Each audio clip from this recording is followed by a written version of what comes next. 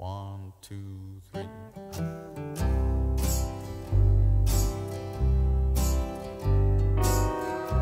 안녕하세요. 감성필름의 감성입니다. 오늘은 여러분들께 색보정 연습 방법에 대해 이야기를 드리려고 합니다.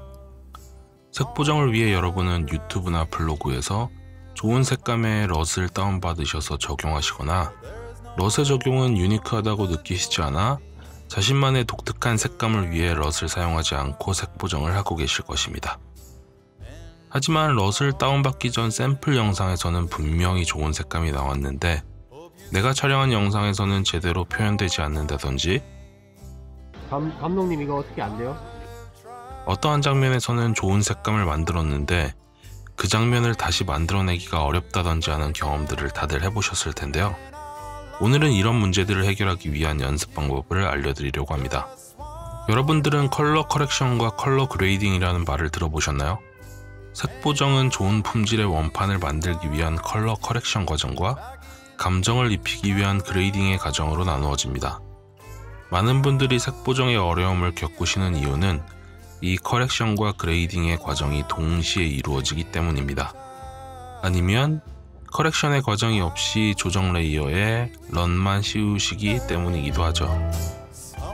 영상은 사진과는 달라서 한 장면에서 작품이 끝나지 않습니다. 시작부터 끝까지의 컷들이 모여 하나의 작품을 만듭니다.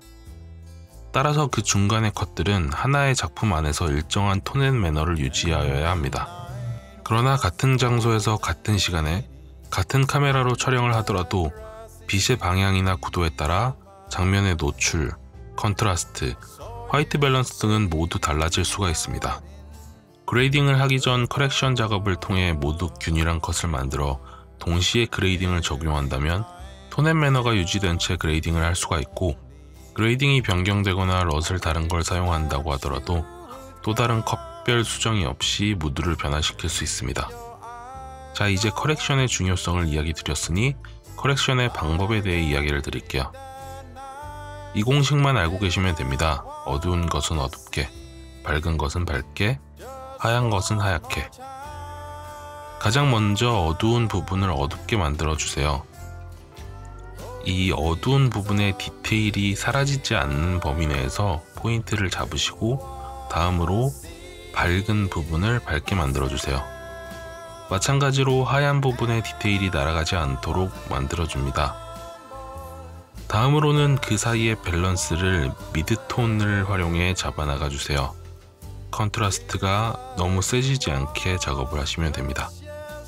이렇게 작업을 끝내셨다면 다음으로는 하얀 것을 하얗게 만들어주는 화이트 밸런스를 맞춰주시면 됩니다. 화이트 밸런스를 맞추는 보조 도구도 존재하고 여러가지 방법들도 존재하지만 이 부분은 굉장히 중요한 부분이기 때문에 다음 편에서 조금 더 세부적으로 자세하게 알려드릴게요. 우선은 색온도만을 가지고 하얀색을 맞춰주시기 바랍니다. 영상을 보정할 때는 키컷을 중심으로 커렉션을 진행한 후 다음 컷들의 커렉션을 진행합니다. 키컷은 그 씬에서 공간이 가장 잘 드러나고 인물이 나오고 잘 찍은 컷으로 진행합니다. 색보정뿐만이 아니라 컷의 연결을 위해서 저는 촬영 시에 꼭 3컷 이상을 찍으라고 말씀을 드리는데요. 공간 전체가 나오는 컷을 한 컷 찍으시고 그 인물이 하는 행동을 보여주는 컷을 촬영하시고, 그리고 인물의 얼굴이나 상반신이 나오는 바스트 컷이나 클로즈업 컷을 찍으라고 말씀을 드리고 있습니다. 이렇게 찍은 3컷을 키컷 중심으로 커렉션을 해보세요. 한 공간의 3컷이 완벽히 매치가 되었다면 앞뒤로 또 다른 공간의 씬들을 그에 맞춰 커렉션을 진행합니다. 커렉션은 단순히 톤 앤 매너를 맞추는 것에만 효과가 있는 것은 아닙니다. 색보정의 품질 자체를 높여줍니다. 다이나믹 레인지를 넓히기 위해 우리는 로그로 촬영을 합니다. 빛의 어둠과 밝음을 최대한으로 담기 위해서죠. 하지만 그 레인지 안에서 밝기의 밸런스에 대해서는 생각해 보신 적이 있으신가요? 우리가 흔히 보는 색보정 프로그램에서 밝기를 조절하기 위한 장치는 이렇게 어두운 부분, 중간 부분, 밝은 부분으로 구분되어 있고 각 영역은 약간씩 다른 부분들을 침범하고 있습니다. 비디오 출력 공식에 따라 만들어진 이 조절 도구들을 통해 우리는 화면의 밝기와 색을 3개로 구분하여 조절할 수 있습니다. 만약 우리의 화면이 어두운 부분에만 뭉쳐 있다면 우리는 어두운 부분의 컨트롤러를 중심으로 사용하게 됩니다. 컬러 그레이딩을 세부적으로 하기가 어렵겠죠. 또한 일반적인 상황이라면 밝은 데서부터 어두운 곳까지의 빛의 밝기 변화는 부드럽게 일어납니다. 이후 후반 작업에서 컬러 그레이딩을 통해 어두운 화면을 만들거나 컨트라스트를 강하게 만들지라도 커렉션 작업에서는 그레이딩을 용이하게 하기 위해 밸런스를 만들어 두어야 합니다.